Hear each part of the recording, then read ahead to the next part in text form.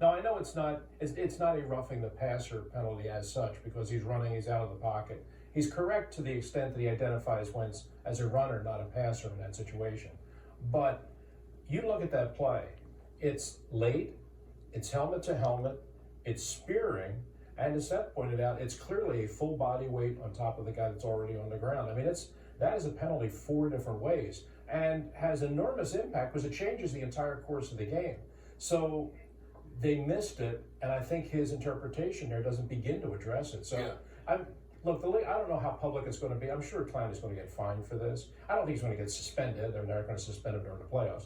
But he certainly should get fined, and I believe he will get fined. Yeah, this is referee Sean Smith, and Dave Zangaro tweeted out his quote regarding no call on that play on Carson Wentz. Quote, he was a runner and did not give himself up. We saw incidental helmet contact, and in our judgment, we didn't rule that to be a foul.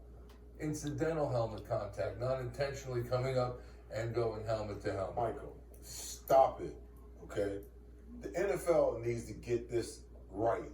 I mean, all of these different things with the rules and all of these changes that they're so off on. There is no such thing as incidental contact. And for him to say that, they should suspend him for the rest of the playoffs for saying that.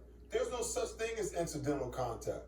Because when you go to tackle a quarterback or you go to tackle a player, okay, a natural reaction, Ray, if I raise my fist and I went to hit you, what's the first thing you're going to do? You're going to lower like this. Why? Because you're trying to protect your face and you're trying to brace yourself for the hit, okay?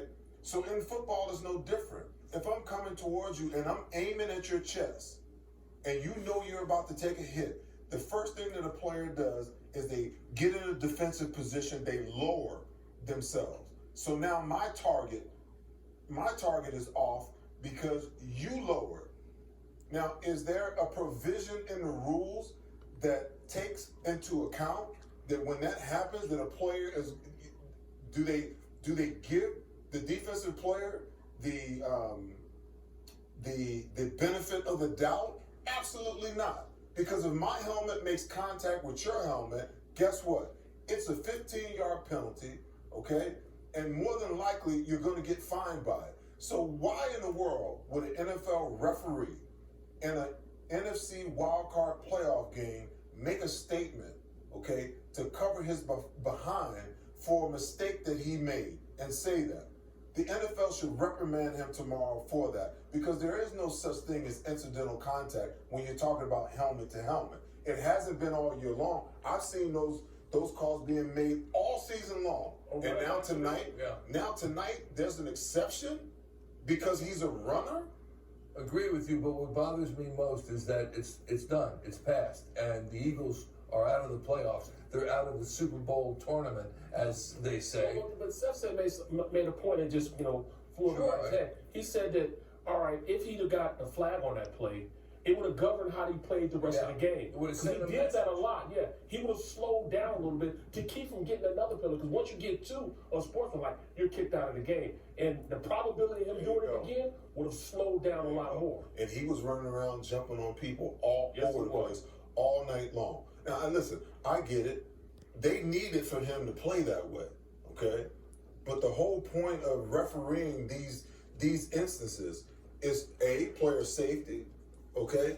And to make sure that you're calling a game the way the game should be called in a consistent manner. And the problem I have with the NFL, the problem I have with the referees in the NFL is there's no consistency. There's certain things that are okay for certain quarterbacks to get away with as far as hits that they take. And there's other quarterbacks that it's like, he likes to run around. He's a scrambler. So because he's a scrambler, we're going to treat him like a runner.